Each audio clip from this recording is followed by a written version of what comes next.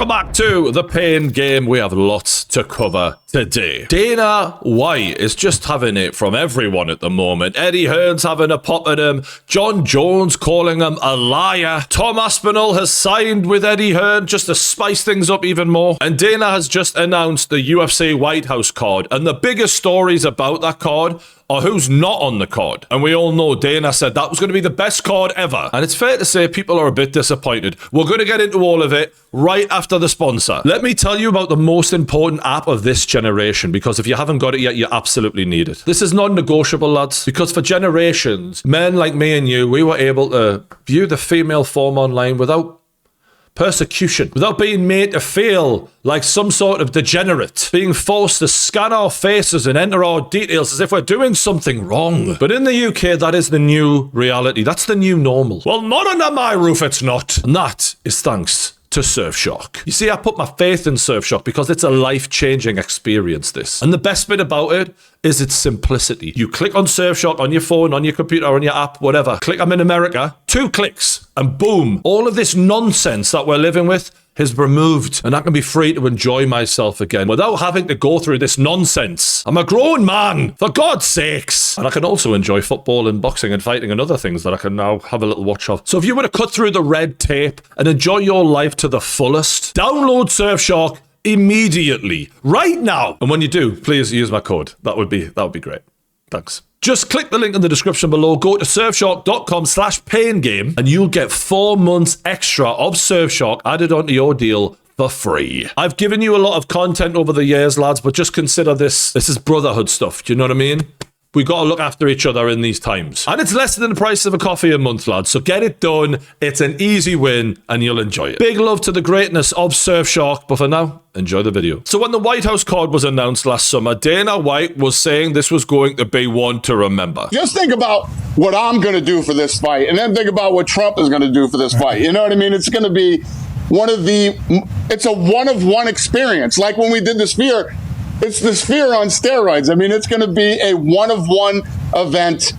There'll be nothing like it ever again. I don't think Dana could have hyped that up anymore. One of one, never again. The biggest thing we've ever done. And he was asked in an interview, what would be your dream main event? What would be the dream main event? The dream main event right now would be Aspinall versus Jones. Is it possible that McGregor and Jones would fight on the same card? Could be. So there you have it. Dana White is mentioning names like Jon Jones, Conor McGregor. The biggest names in the sport are the ones that we're looking to put on this card. Now let's take a look at how the card actually turned out. Main event, Topuria versus Gaethje. Good fight. Is it a super fight? Is it a mega fight? No, it's not. It's another title fight. One that I would enjoy watching, but it's not one that you're like, oh my God, I can't believe they've made this fight. Now, don't get me wrong. It's still the best fight on the card by a mile, because when you look down, Pereira versus Garn, I mean, you know, some people wanted to see Pereira versus Jon Jones. I don't think anyone was dying for this fight. No one mentioned this fight, and we'll get into why that happened. O'Malley versus Sahabi. Could O'Malley not have had a title shot? Could we not have had another title fight? Hoofy versus Chandler. I mean, Michael Chandler did all that Ultimate Fighter series with Conor McGregor for what? For nothing. Bo Nickel versus Dorcas. I mean,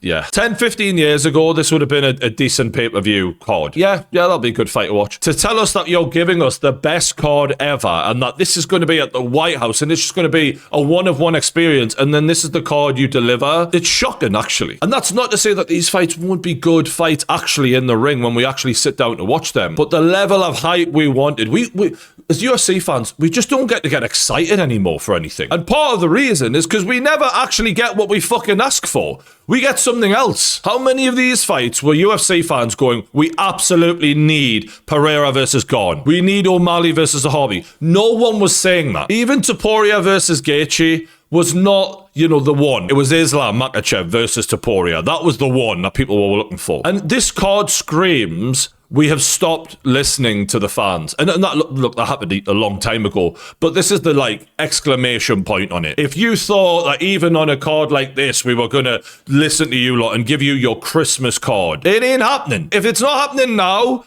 then rest assured, it never fucking will again. UFC 100 is a long time ago. Some of you wouldn't have even fucking watched that card. But that was the last card where I really felt like they have gone above and beyond. Ever since then, there's been, UFC 200, multiple other cards where we thought we were going to get the same thing, the Sphere. They never do. Because back then, they were really under pressure to deliver. Now, you'll get what you're given and you'll like it. That's the attitude I'm picking up. And to be fair, look, Ariel Helwani and Toporia's management have confirmed that they were inquiring about the Islam versus Topuria fight. But that was after the original main event fell through, whatever that was. I'm assuming it was either Jon Jones or Conor McGregor because those are the two biggest names in the sport, and those were the two that Dana mentioned. And we'll get into the Jon Jones situation, which actually does add up. But Ilia Topuria was never supposed to be the main event for this card. They only contacted him at the last second when their real main event hopes had fallen. Now, let me remind you, this was announced in the summer of last year,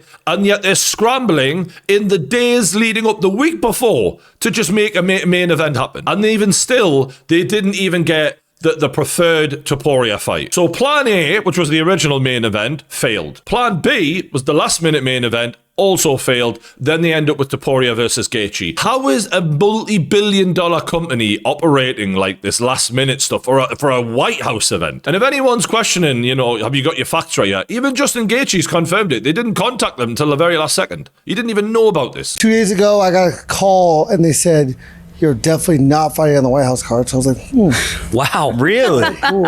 Okay. And then yesterday, I got a call, and they said, you might hear something. You might be on the White House card. And I was like, how are you going to go complete 180 turn on me? And then today I found out that I was on it. It's mad that a company that big is operating like this. When you've had the best part of a year to sort this out. And Dana's confirmed they're nowhere near making a Conor McGregor fight. Even after McGregor, for the best part of a year, has been putting out training footage, twerking, saying he wants to be on this White House card. We are definitely talking to Conor, obviously. But there's no timetable. You just, okay. Not even close. How can this be? It was so obvious that the fans, and even then, I don't even necessarily agree with this completely, because I don't think that Jon Jones should be rewarded for ducking Tom Aspinall by getting on the White House card and fighting a Pereira. But I can't lie, that's what the fans wanted. They wanted Conor McGregor, main event, Jon Jones, co-main event. That was what the fans wanted. Just signed this massive $7 billion deal or whatever the fuck it was with Paramount. And yet, neither of them are on the card. It's just staggering, really. And it does feel like Dana is going into damage limitation, because now everyone's like, well, what fights were supposed to be happening? Because we know this couldn't have been your first choice. And Dana's sort of denying the speculation. There's a lot of reporting out of Spain today saying that it was going to be Ilia Topuria and Islam Makhachev, and that fight fell apart on Friday. Well, Justin Gaethje also said he was told Thursday he wasn't on the card, and then on Friday he was. That is true. What happened with Islam, I guess, because you know how fans are, a lot of them. That's not true, I said. Sure. So it was never Islam versus Topuria, yeah. Well, who else would it have been? Because Justin Gaethje is the interim lightweight champion. So if you weren't automatically going to make him versus Topuria, then it could have only have been Islam Makhachev. And even Topuria's managers came out and said, they asked us, do you want Makhachev or do you want Gaethje? And we said Makhachev. And then they lowballed him, apparently. It's just not looking good. And it's looking even worse when Dana then comes out and goes, Jon Jones was never even considered. And it's like, well, we remember you saying he was your dream main event at the start of the summer. Never, ever, ever, which I told you guys 100,000 times, was Jon Jones even remotely in my mind to fight at the White House. I wouldn't. First of all, I've told you why I wouldn't do it. And number two, some guy with meta glasses on filmed him talking about his hips, that his hips are so bad. And I don't know if you guys saw that flag football game where he can barely run. Jon Jones he retired because of his hips. He's got arthritis in his hips. Come on. Look, the guy unretired. He retired because he didn't want to fight Tom Aspinall. Then immediately, as soon as Tom Aspinall's moved on to another fight, Jon jumps back into the testing pool. We all know he just ducked Tom Aspinall. That wasn't because of his hips. And this provoked one hell of a reaction from Johnny Bones Jones as he went on a Twitter tirade. If I would prove him wrong, would I be wrong? Meaning, if I prove that you're lying. Or would I be the bigger man by remaining silent? I love that stream of consciousness. You're not remaining silent now, by the way. I'll be the fall guy. Sure. make this make sense. So all of this negotiation was complete bullshit. Is that what you want me to agree to publicly? Man, how fucking painful. Laying in my bed, wrapping my head around this perception. All I can think is, how fucking painful. He even put a video of himself out in bed. I'm so pissed off.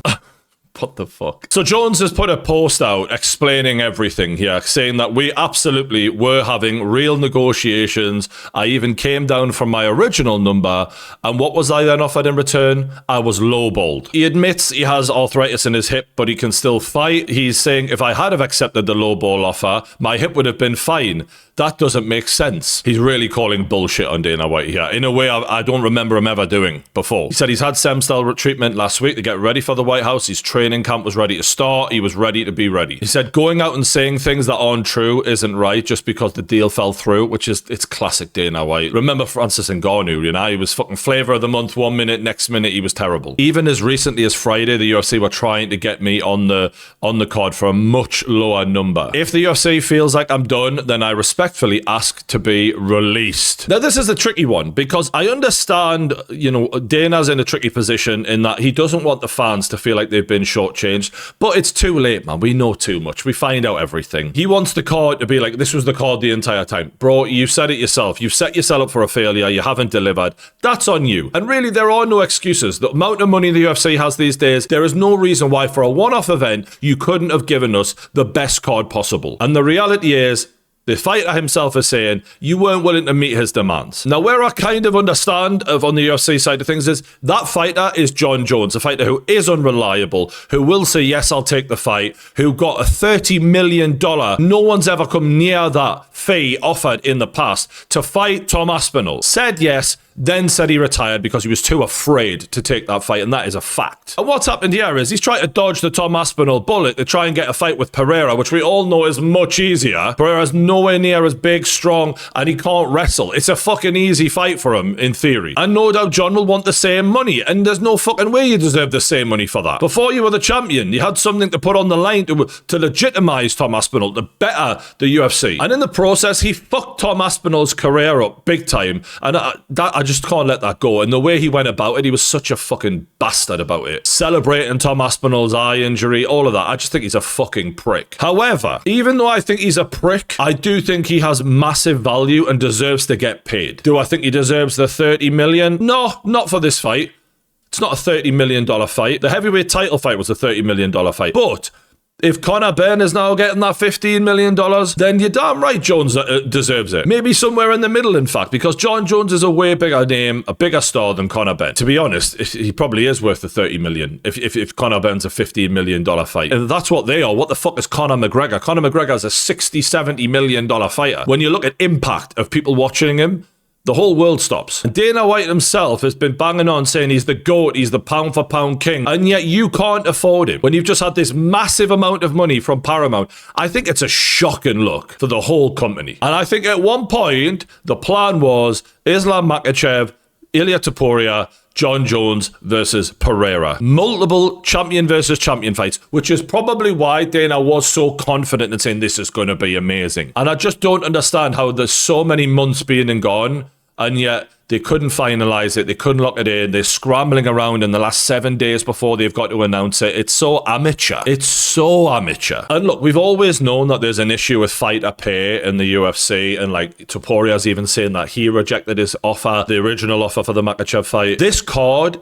is the biggest shining example of that the UFC cannot and will not make the mega fights anymore. The thing that they used to boast about boxing's a shit show. We make the fights the fans want to say. You can't say that ever again now, because there isn't a fight on here that the fights were really, really demanding. Not one. And yet this is your biggest show ever, and you failed to deliver a single mega fight. The reality is the UFC do not want to pay the fighters what they're worth, and they won't. They'd rather go for the cheap option and say to the fans, you'll get what you're given. That's a fact now. It's funny, Ronda Rousey actually tweeted out as Francis Ngannou was confirmed on her Netflix card where she's fighting Gina Carano.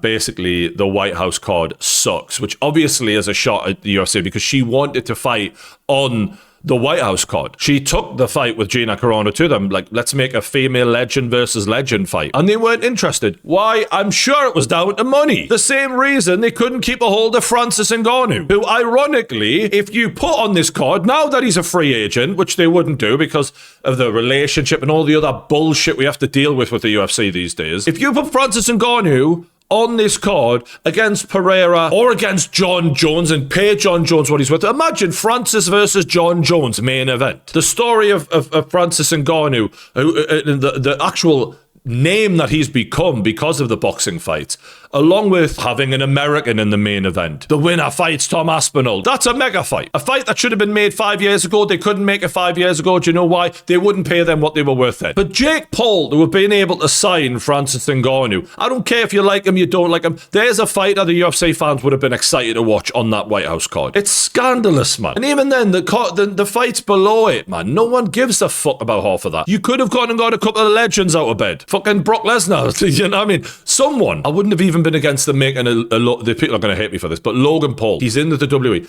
Sign this kid, put him on for a fight, give him that moment, like, just make a spectacle out of it. Whatever happened to showmanship? Because right now, this is a fight card for hardcore fight fans, and what you want to do is turn it into an American event where there's plenty of people that loads of people have heard of and give us a reason to be hyped. And no card has shown how far the standards have slipped more than this one, in my opinion. Again, it's not a bad card in terms of, will I watch it? Yeah, it's fine, but it's just another UFC pay-per-view, and we were hoping for so much more. And what makes things even more interesting in the UFC right now is the fact that Eddie Hearn has signed to be Tom Aspinall's manager, meaning Eddie Hearn will be looking over his UFC contract, will be telling him what he's really worth. And apparently 1,000 other UFC fighters have now been saying, Eddie, I want to be managed by you as well. Now, this could backfire for the UFC fighters who get involved with Eddie, because you know how Dana is now going to look at them. And we've seen Dana blackball fighters. I mean, Conor McGregor, even the way they've treated his career has been fucking insane. When they don't want you to fight and they don't want you to fight your contract out and they want to make sure you don't end up in a position of strength, they can do that. They're gangsters. But if Eddie gets enough fighters signed up to him, well, then we're talking, especially if he gets the biggest ones. Because Dana's got to fill these cards and get numbers for Paramount, whether he likes it or not. Part of that is down to who's fighting. And clearly, this is a way for Eddie Hearn to retaliate on Dana White by Dana signing his biggest star for the future in Conor Benn. And it's getting so heated between these two. They're even talking about fucking fighting each other. Who would win? Listen, if Eddie wants to box, we can box. We can box if Eddie wants to box. Of course I'd do it. Because how could you say no? Then you'd be a pussy, wouldn't you? By the way, Netflix would pay an absolute fortune, or live on DAZN, the global home of boxing. So I'll probably make a fortune to do it. And if I got chinned, I'll get chinned. But I'll probably spark him out, to be fair. I fucking love Eddie. I just love that Eddie's automatically going, we can make money out of this. Fuck it. And the fact that he's willing to put himself in there, I think, respect. I'd like to see this, actually. Because actually, Eddie's a fucking big guy. And I don't know if Dana's got a bit more muscle to him, a bit more power. But like in boxing, if Eddie knows anything, and I've watched him spar someone before, he does know some stuff. If he could just learn how to jab, that would actually be a really interesting situation to see what is Dana going to do. Because Eddie's fit. I bet you Eddie is fitter than Dana, and he's certainly bigger than Dana. But Dana does actually know how to fucking box. So all of a sudden, I'm like, you know what? Get that on the White House card, for fuck's sakes. And Dana has been giving away more of how he sees this rivalry going between him and Eddie and all of the other boxing promoters. And he's very aggressive and very confident right now. Is he a rival promoter? He's another I haven't promoter. seen a fucking rival anything from Eddie Hearn or any of these other guys. He's a manager now. Who gives a shit? We deal with lots of different people. I wouldn't call Eddie Hearn a rival anything. I like this, you know, because it's just giving it a bit WA. It makes me care. The fact that you lot hate each other makes me care. I'm going to sign everybody that we think has the potential to be a world champion or that is potentially the best in the world. Shakur Stevenson and Alexander Usyk, are they on that list? Do you consider him to be one of the best in the world and could, yeah. I'm going to fucking sign everybody. And I made a video about a year ago when Dana announced he was getting into this, and I literally titled it, Why Dana White Getting Into Boxing is Bad News for Eddie Hearn. But not just Eddie, for everyone. I knew he wouldn't do this unless he was confident he could absolutely dominate. And with his partnership with Turki Al Sheikh, I don't think boxing fans realize how overpowering that is going to be in the long run. Because as much as we look at Queensberry and Matchroom as big companies, and they are, and they've given us years and years of great fights, and I love them, but we're not dealing with another boxing promotion here. We're dealing with an absolute global superpower. If Turki Al Sheikh wants to take over, he will blow them all out of the water. That's just a fact. But knowing Eddie Hearn and Frank Warren as we do, they're fighters themselves, right? You know, they manage fighters. They're not going to give up, and they're going to make it fucking interesting. And that's what I'm here for, because when promoters are competitive with one another, they always put on the best fights. The problem that the UFC have got right now is there is no competition in MMA, which is why they can go, well, we'll give you that. Deal with it. They don't have to compete. And that is where my frustrations are. But part of the dominance that Dana wants to achieve is by basically eradicating all of these boxing belts and having one belt. All the guys who fight for us, that will be the belt. There won't be any other belts. You know, we'll have some situations where, you know, Jai wanted to fight for the IBF, but this is all just getting started. We're 4 fights in. In 2-3 years, we'll see where we stand. Dana makes a reference of Jai Opetaia, who was trying to fight for the undisputed title in boxing. He's now in Zuffa Boxing. And he had, like, you know, his previous belts there. And Dana's like, look, we're just getting started. This shit's going to happen initially because people are still going to want to fight for it. But in a few years, when we've signed all of the best guys, we have all of the best guys. What will those other titles mean when the best guys are all at Zuffa and they're all competing for a Zuffa Boxing title? The best guys define what is the title. And Zuffa are going to devalue and destroy the meaning of those old belts, and they're going to take control of who really is a world champion now. And boxing fans, I say boxing lads react to this idea all the time, and they can't wrap their head around it because for 30 years or however long they've watched boxing, it's all they know. It's WBC, it's all of these belts. But I've already seen Dana White do this in MMA, and yes, MMA was in its infancy, but the reality was, how did we know who was the champion of the world? Because that was the guy in the UFC. They were the one who got the respect as world champion. If you sign all of the top guys, it's the same fucking thing. And I can see this coming a mile off. Providing this partnership between Turki and Dana continues, they are unstoppable in my opinion. And they won't have the problems that the UFC have had in the negotiations and all of that, because Turki has a way of, he makes things happen. But one of the things that makes this an interesting situation for Dana personally as head of the UFC is he's now also paying boxers, and he's paying boxers boxer money. He's not paying them UFC level fighter money. And people are picking up on that and asking like, well, how the fuck is this going to work then? For $15 million has expectedly got a reaction from UFC fighters who see the $15 million figure. Now, I know that Mark Shapiro said that's Turkey's money, but what would you say to UFC fighters who see Conor Benn earning that sort of money and maybe being a little bit frustrated? Well, listen, everybody. Why is it a bad thing when guys make more money? You know what I mean? It's never a bad thing when guys make more money. It's always a good thing when there's more money in the sport. And since 2001, fighter pay has gone like this nonstop. Obviously, we just got a great television rights deal. I promise you that fighter pay is going to be just fine. I just don't understand how that can be true when you're failing to make agreements with the fighters that the fans wanted to see on the White House card. You're unable to get them to sign off because you're not giving them the money that they want. So, you know, your words mean one thing, but the reality is a different thing. Francis Ngannou is fighting on a Jake Paul promoted event, and he's a bigger star than anyone on your card. And interestingly, Sean O'Malley has actually spoken out about, I'm not making 15 million a fucking fight. I don't even know who Conor Benn is. I don't know. He like supposedly is a pretty big name in boxing, but I've never heard of it. Crazy, bro. Like, yeah, they really paid this is Ben Johns? Conor Benn. They really paid him $15 million. It's like, I wouldn't blame you for going to box. This is Sean O'Malley talking, who is a former world champion. Conor Benn has never been a boxing world champion. And I'm not saying he doesn't deserve the money. I'm happy for him to get his money, but it shows the gulf. And Eddie Hearn, no surprise, has had a few things to say about it too. Dana White sits on a press conference last night and he says, Conor Benn making all this money, it's great for UFC fighters. I'm like, how? I mean, basically every UFC fighter is looking at that going, this just doesn't make sense. And you can't just hide behind the fact of, Turkey's paying that bill. So it's not really, no, it's the same companies. So I'm enjoying sitting back, looking at all the press conferences and just being baffled by what I'm hearing. And probably for the first time in my career, and this was very much the case with the Tom Aspinall stuff, I'm going to work in some silence. Because I need to get this right, and I'm good. It's going to be very, very interesting what's about to unfold over the next couple of months, and I can't just be a big mouth, loud mouth, telling everybody what I'm going to do, because I get so excited.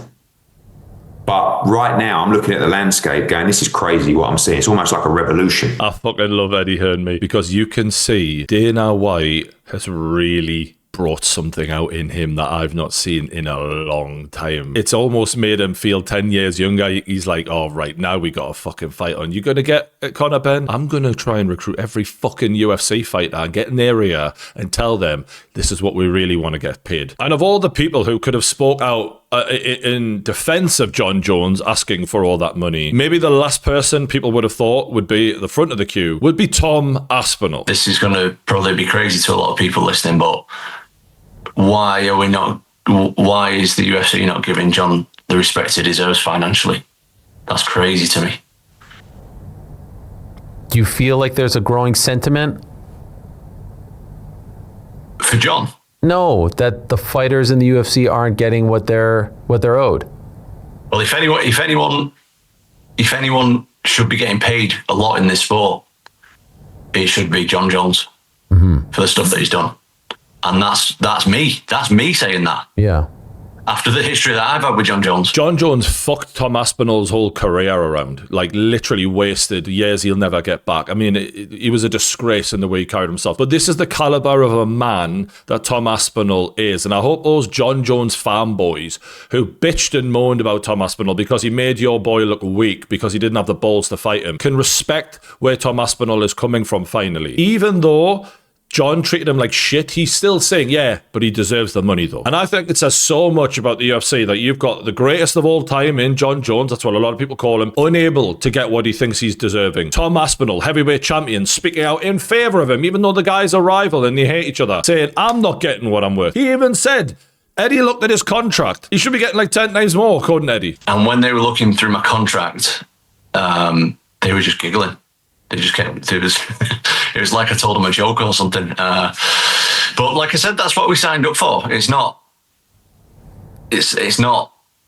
anybody else's fault. Like, that's exactly what we signed up for as UFC fighters. I ain't complaining about it. I just want to make as much money as I can while I'm here. That's why I'm doing this whole thing. Imagine that Eddie and Frank of Matchroom are just laughing at the UFC contract. They're just laughing at how bad they are. And it's going to be so interesting to see how this all unfolds. Will Eddie continue to be a thorn in Dana's side and get, more money for the fighters? Will there be a collective uprising? It feels like there could be, in the way so many fighters are talking about, their issues with fighter pay right now. Or will the UFC just continue to put on these kind of cards and not deliver on their promises and just give us what they want and not what we want? We'll find out. Let me know what you thought of the White House card in the comments below. Am I being harsh? Were those fights the ones that you really wanted? And do you agree with me that, if he once Dana White could take over boxing, because he is behaving so differently to the way he behaved in the MMA space, in my opinion. He seems to be willing to pay whatever it takes to get everyone in boxing on side. Let us know what you think in the comments below. If you haven't already, hit the like button, subscribe to the Pain Game YouTube channel. I'll see you on the next one.